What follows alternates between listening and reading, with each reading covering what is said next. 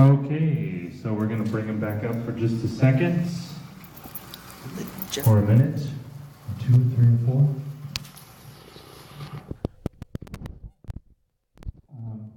I'm willing to accept that Elmer had more stage presence than the vocalist in that in that clip.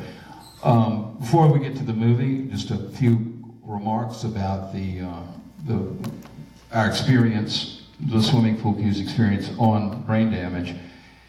In 1984, we signed a record deal with A&M Records, and we made a couple of albums for the label, and the second record was called Blue Tomorrow, and on the album was a song called Corruption. It kind of stood out from the rest of the record. It was dark and edgy, satirical, and satanic, and that's the song that you just heard that's in the movie. So we had a manager here in town whose assistant was named Diane, and she was a really nice person. She loved the swimming pool cues, and we loved her, and she was just great. When you wanted something done, you called Diane. Diane was very kind of respectable looking, unlike the rock rabble that we ran with. One day we were in the office and she said, I invested in a movie called Basket Case. So we kind of looked at each other and then looked at Diane and sort of began to reconfigure her and the extra dimension that she may have had that we didn't know about before. So she said, I really would like to send, the movie Basket Case made money. I got a return on my investment, and the producers made money, and they want to make another movie, and I'd like to send your record to them. We said, yeah, great, that sounds great. So we didn't hear anything back about it for a couple of years. Then one day we got a call from her, and said they wanted to license the song Corruption. And so I said, well, you're going to have to contact A&M Records. It's probably going to cost some money. Yeah, they know that. So about a month later, got a call back. Well, they've licensed the record. Now they want you to be in the movie. So we fly to New York, and we go to Lower Manhattan, where the Brain Damage Brain Trust is located. And now, Rick Hurst, who's here tonight, star of the show, it can correct some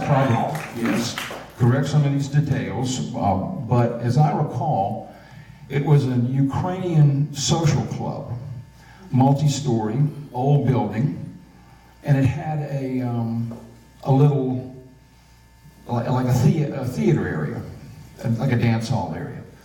So we set up and play, and we do a couple of takes of the song.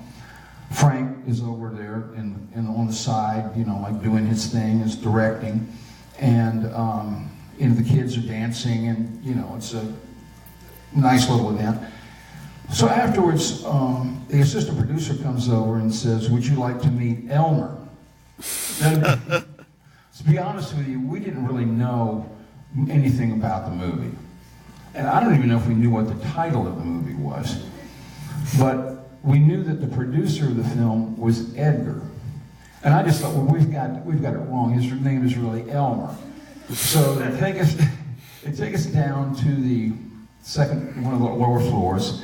It's pitch black in the room. And, I'm thinking, well, he's the producer. He wants to stay away, separate from the madness. He needs to be quiet. But across the room, there's a little lit area, and there's a table, and there's a small coffin on the table, like a child's coffin. And I'm not saying it was a shrine, but it was shrine-like.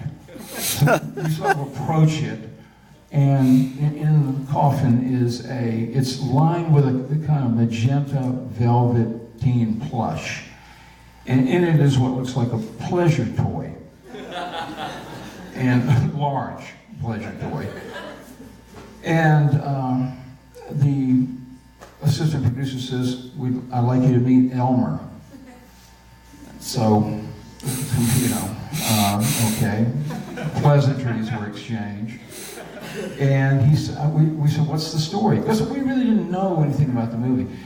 What's the story? Well, he cost $25,000 to make, which seemed like a lot of money, for a medium budget film. And so then he proceeded to tell us the story about what was going to be happening while our footage was in the movie, where it was going to be intercut with a scene of, well, just to make it simple, shot in the basement of the social club, which was going to be kind of an interspecies three-way, and which you'll see it in the movie. So, that's what happened. So anyway, we came back to Atlanta, and Bill and I, we got a call that the movie was being shown at the North Lake Festival old theater over there. We went there. The only time this has ever happened, in my experience, we went to the ticket booth and said, we'd like 2 tickets for brain damage. And the ticket taker said, you don't want to see this movie. It's true. He's going to back me up on this one. So we said, no, we're in the movie.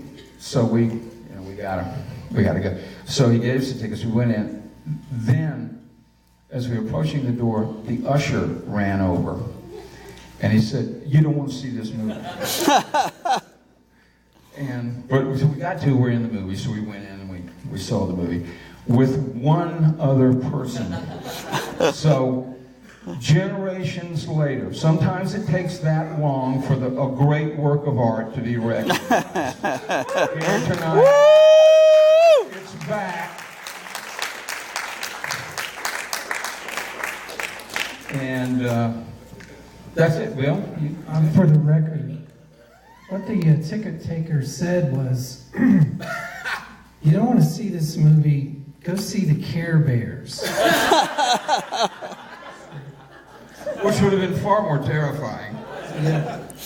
But anyway, it's great we have Rick here tonight. He's going to do a Q&A after the film. It's going to be, this is really a historical event, I think. And so please stick around and hope you enjoy Brain Damage from 1988.